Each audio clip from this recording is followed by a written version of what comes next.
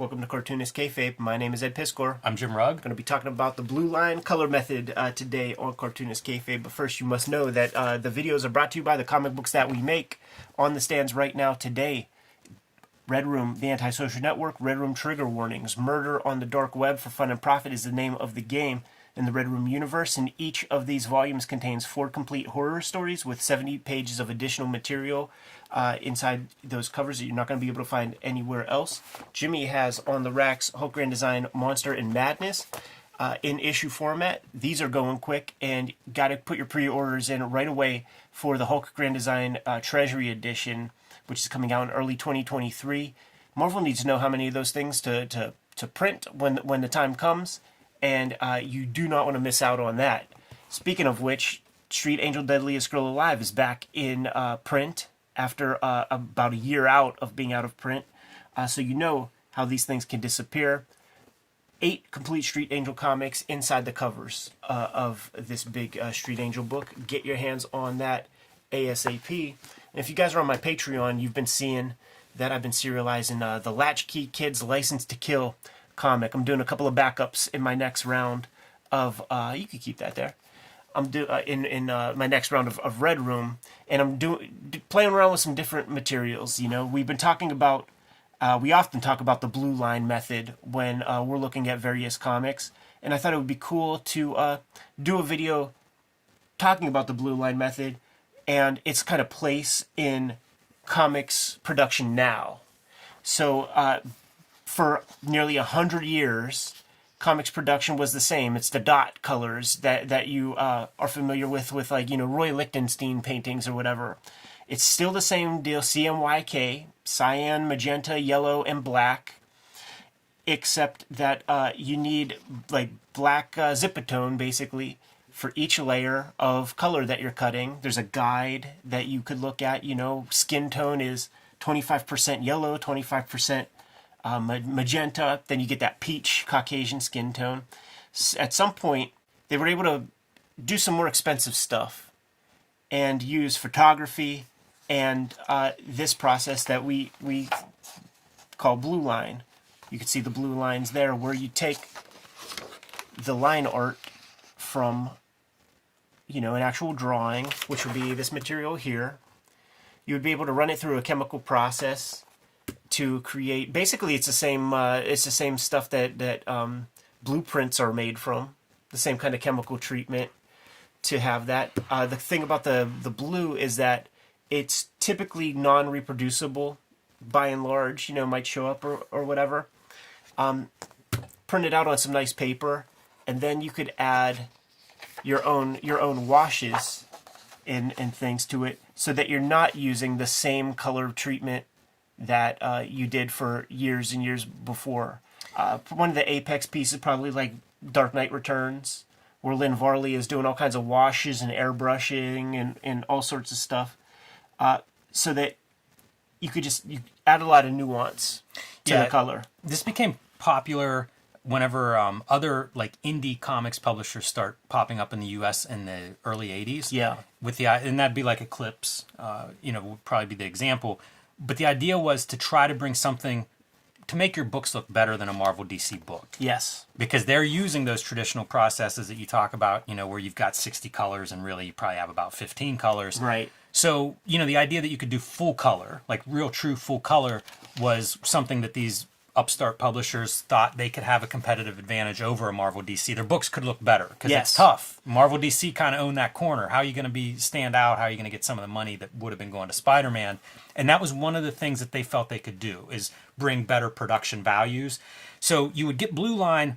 There was also something called gray line, which same exact concept. It's just it's a 10% black instead of a light cyan. 15% cyan. Right, exactly. But same concept, just super light. That way it wouldn't reproduce or barely be visible, but it would allow a painter to work over top of it and see what the artwork is. I would call this a Generation 2 blue line because they were smart enough to omit the lettering. And if you look at some of the old Pacific comics and things, they would allow the lettering to be in the blue line also. And what would happen is during the printing process, there would be a shift with the black line, and you would see the blue kind of halo or or drop shadow. So you got to got to get that out of there. That's what I ended up doing with the blue lines on my stuff, which is the process that I went through on this latest comic that I'm serializing on my Patreon, which will be backup stories in the next round of Red Room.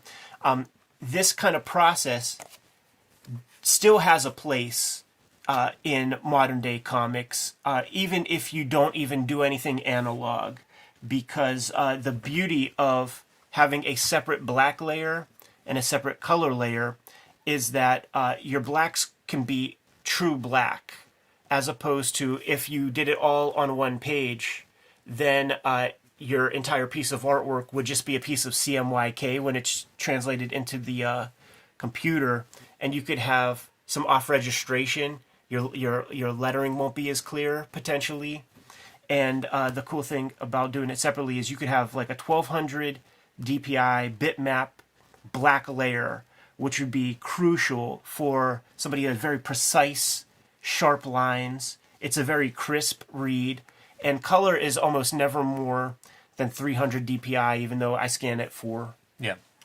And through what's the Adobe InDesign, you can layer those over top of each other so that when it's printed, it's your best shot having perfect black artwork with black lettering that isn't fuzzy.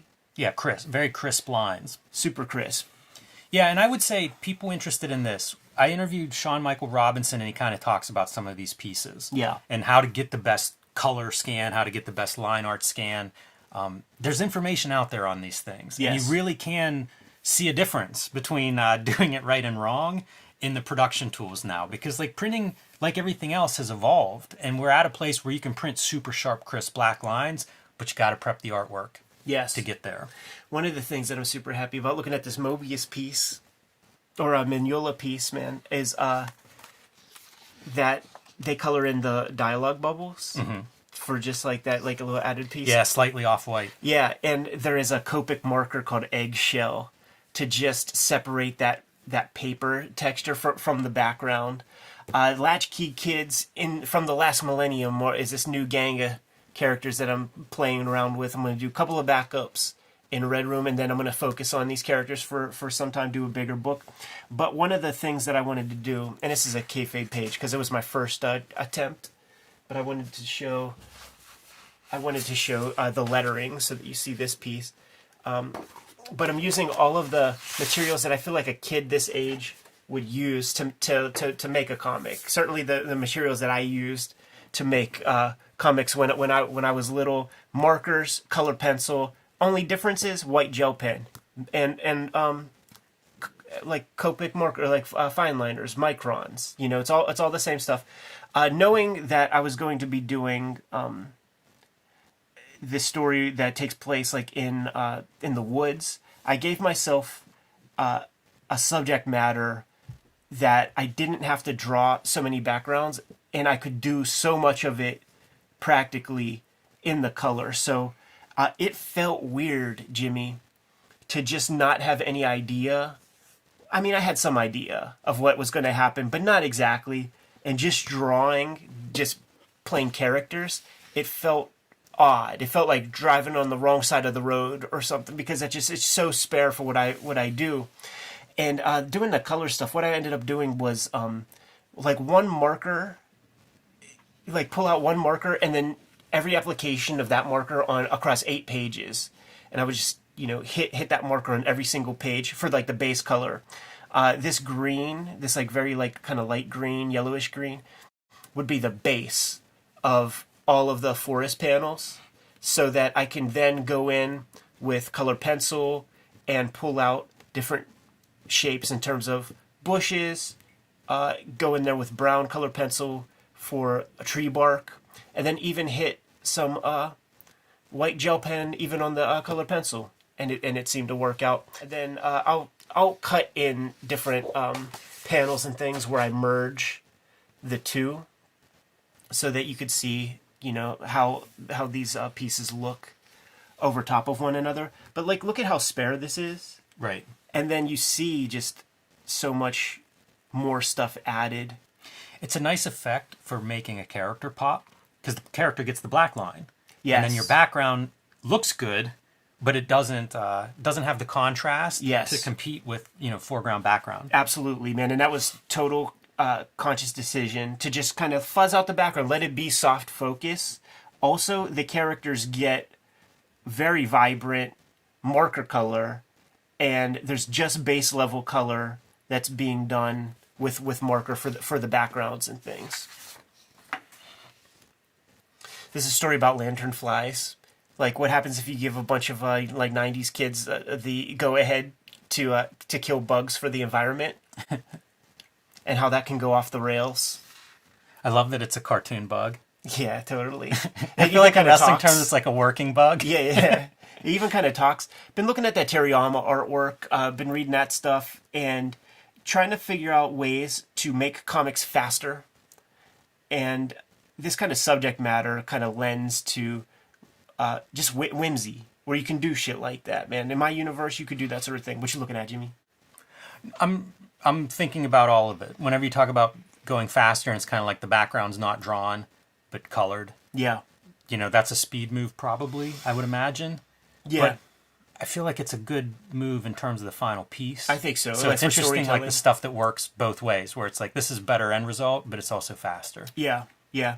It I had no sense of if I was making good time while I was putting these pages together. How would you tell in a first time, though? And it was also using that same marker across all the pages, so like all the yellow. Yeah. And there's never like, this page did not get done in a day. The next page did not get done in. It's little bits across 8 pieces of paper, and I'm like, I have no clue. It took me a week from like the end of one Kayfabe session to the next. I had it done, so I think that worked out. But one of the important pieces definitely is that white gel pen. Yeah. To kind of add these little pops and things. Yeah, that's a huge piece. Anytime you see marker art, I feel like, even painting, I feel like that highlight is a really big piece. You know what's great about this stuff, though, is you want to show people something they haven't seen before. For sure. And so much of comics production is sort of the same across, all of our practices. This is legit different. Yeah. Like, the end result is going to be that these printed pages look different than 99% of what you see on a rack. Yes. There's a lot of value in that, at least to me. Me too, totally. It engages me in a fun way personally to just like get the hands dirty. I used to color, like in my sketchbooks and stuff, I would have Copic markers or Prismacolor markers and color pencils, and I was looking through some of that shit, and it's like, you can do that in comics, and it doesn't look hacky or schlocky or anything like that. I'm glad you're doing this and talking about it too, because it also gives people permission to do this. Yeah. Like, when I started doing the ballpoint pen stuff, part of it was that it feels good to just draw on paper. Totally. That's my deal, So, everybody watching, like, that's a thing. You can do that. If you get tired of staring at screens, like, pull out your markers. Totally. Colored pencils, whatever you've got. Like, you can make that work. And, if you look at this on a screen, like if you look at a regular comic book page on a screen, this is kind of what it looks like. You turn off your ink layer and this is the same pieces, like you said at the beginning, in terms of like, this is the analog piece, but it's the same process. It just allows you to look at a piece of paper instead of looking at your screen. And there's little bits of texture that come through. Very hard to do digitally. Yeah, it's like don't bother. No, don't bother. If you're going to go digital, work with the tools that you get there. Don't try to make it look like this. If you want it to look like this, work on paper. Right. This is one of those panels that man, if I did a couple dozen more of these pages, I just know that this end piece will look so much different, because I wanted to have the characters lit by the fire. Mm-hmm. And what I ended up doing, I thought the Prismacolor pencils would lay over top of the more opaque. And so I did a test where like I colored them with their natural like flesh tones, and then I put like maybe green over top, and it just did not work. Yeah. It was too translucent.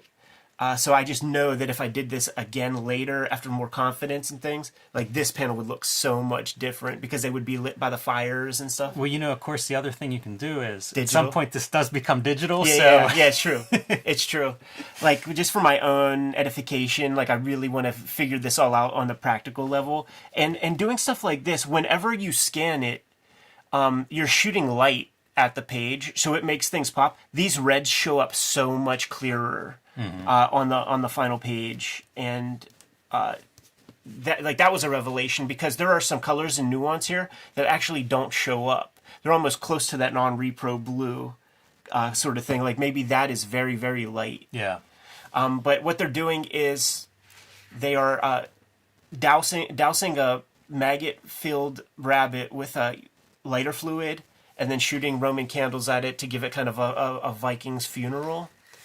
And up to this point, you saw nothing but greens in the background and stuff. Nothing but greens, lush growth and vegetation. But after you get that first round of fireballs, now we're unorthodox in the panel layouts and construction. I stole this from your Street Angel Goes to Juvie, where it's all grids in order, but then when the jailbreak happens, you allow for chaos with the panel construction. Now we're getting hot backgrounds, and vibrant background, like various color, like imagining that it's like being lit by the flames. And also, you're not seeing very much leaves on those trees. You know what I mean? You're just seeing barks with no vegetation. So I don't know how you would answer this, but do you think it's because you're working on color by itself like this that you think that way? No, because I was thinking, if it's a color thing, you think in color. Absolutely. And certainly all the shit that we've been looking at on the channel and talking about day after day after day, where we're just now consciously like thinking in different terms than we may perhaps have working on an intuitive level all by ourselves. And thinking about like color as scene shift is something that's been in my mind for a long, long time. Definitely something we've talked about.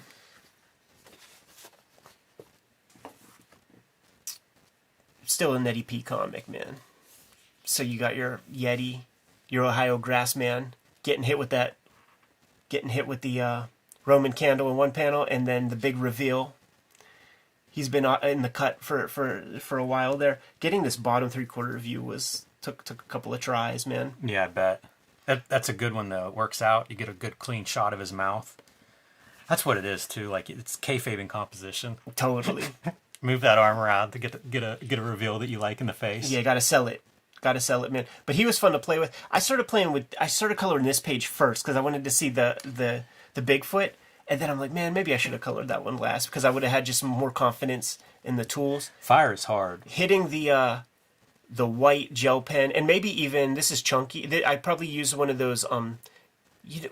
What's the company that makes that little blue whiteout pen? You know what I'm talking about? The little. It begins with a P.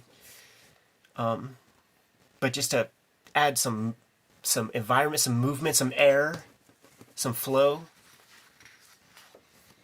You know what it is? It's temperature of flame. Like as it gets further away, I think it moves to red. Yeah. And so you have like your tops like this. Right. You know what I mean? Yeah. And then this is the last page of this particular strip where the little girl who got hold of her dad's gun dispatches of our guy. Our Yeti, our Ohio Grassman, at the very end, peels his cap, takes a good chunk out. The girls are just like whistling while cops show up and are like, a goddamn Yeti burnt down the forest. And because the pink-haired girl's dad is the mayor, they get a key to the city. That's really funny. So, just showing off some blue line is the first time that I ever used this method. I'm very excited to do it again. I'm so happy to see this. I didn't know you even had this, Jimmy, because it would have answered some questions that I had, because I was wondering if guys color like big blue line. I can make an argument for coloring big blue line because the precision with the markers, and it's a pretty fat tip, you are clutching a bit, and I did cause my wrist and elbow discomfort. And certainly with the colored pencil, I'm pushing a little harder. And I don't think I would if I would color on a bigger blue line. I think Lynn Varley colored Electra big. I think those pages were bigger. Yeah, that would make sense. But I am going to do another set of blue line strips to just fuck with it. Make comics in a little bit of a different way. We do those big, like the other set? Maybe. There's more expense involved because you're going to probably kill some markers and have to go buy that refill ink. It's like $20 a pop or whatever. But That's expense worthy stuff. Hey, I got a layout for it. Yeah, that's what I was going to say. Lay out those pages, the color pages all on the screen here. It's really great too. You can see, you mentioned like the green backgrounds in the early pages compared to the orange warms Right. of the chaotic when the shit hits the fan. So there it is, man. Just a quick glimpse at the blue line color process and the applications and where it would come into context nowadays by having crisp black ink line, you know, your fuzzy color that has less dots per inch in your final print files. You know, you mentioned like experimenting with more of these. Yeah. Will you try one where you color on black line? Like you could still have your lettering as a separate layer to get that crispness. But like we've looked at comics where you can see their painting and the color is on the black line. I did it with the Hulk cover that Jeff Darrow drew. I printed that out and colored it on the page. And it was, you know, like it worked because the black didn't smear or anything. So, Yeah. you know, I ended up with that black line on the artwork itself. Yeah, breaking kayfabe, I would have preferred to do the black line because I was looking at your brigade page and I liked the way that turned out. And I did some experiments like with this guy, and it was real cool having the illumination, like the green over top of the line a little bit. Like you Yeah. could see the black line, but it has a green tint to it, which is not something that you can do with this method where you're layering on the black line over top. So maybe what I'm going to have to do in prep is go to Kinko's and have them laser print me the copies, which is one extra step in the process that I have to see how I'm feeling at that time if I want to fucking go out and get the shit. You know what I mean? Because that's hour out of your day.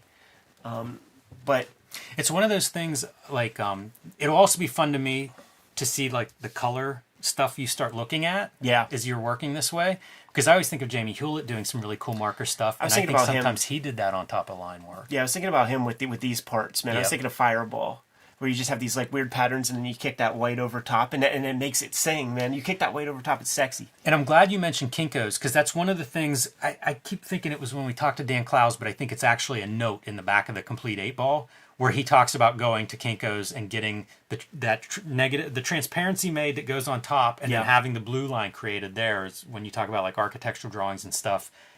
You used to do that at Kinko's. I don't know if they still do it or not, probably. I don't know why they wouldn't. But it was cool, you know, like that's a real thing that pros did. Maybe 10 years ago, the printer has become a very important part of my process for a lot of things, scaling things and light boxing, printing out blue lines, printing out my own blue line grids. It's become a very important part of my process, and this is yet another application. These blue lines are just printed out on marker paper on my actual, you know, Workforce 2340 or whatever the fuck I have. Amen. I'm glad to hear you say that too, because I know there's a lot of makers that watch this show, and the tools that we have access to, like, use them to their fullest potential. Totally. Because, like, these are really powerful tools, you know? Like, a cheap printer can do this. It's true, So man. take advantage of what you have access to. And we're shooting this Kayfabe video on my iPhone, and I'm going to be editing it on my iPad. Jimmy, you good to go? Yep. Kayfabers, like, follow, subscribe to the YouTube channel, hit the bell. We'll notify you when new vids are available. Tell the people what's out there, man.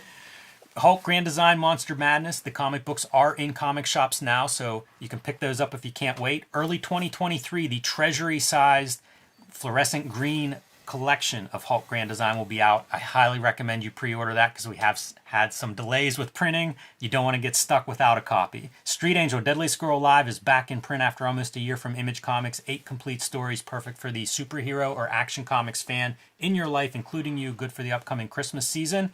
And join me on patreon.com/JimRugg, where you can download a bunch of my out-of-print zines and mini-comics, including a collection of all of my freelance covers with notes. So any membership level is eligible to get that as soon as you sign up. Fantastic, man. Red Room, the Antisocial Network. Red Room, Trigger Warnings. Murder on the Dark Web for Fun and Profit is the name of the game in my Red Room comics. The Latchkey Kids are going to be backup stories in my next round of Red Room comics coming out in 2023, but I'm serializing them on my Patreon right now today. $3 gets you the archive. You get all the Red Room stuff. You get everything I'm serializing. Every Tuesday, new stuff comes out, and $3 gets you that archive, man. It's less than a penny a page at this point. And actually, you know what? Tomorrow, I'm going to be heading to Tokyo, And at the end of November, I'm going to be at Tokyo Comic Con, signing Japanese hip hop family trees. I'm going to share a table with Jeff Darrow. I'm going to have prints and all kinds of other stuff out there. So if you are in the Tokyo region, the Tokyo prefecture, come through the convention, say hi, come see me, holler like you know me. Jimmy, what else do we have out there? Subscribe to the Cartoonist Kayfabe newsletter at the links below this video. Pick up Cartoonist Kayfabe t-shirts, merchandise, mugs, fanny packs, and more at our spread shop, also in the links below this video. Another great way to support the Cartoonist Kayfabe channel. Given those marching orders, we'll be on our way, Jimmy. Make more comics.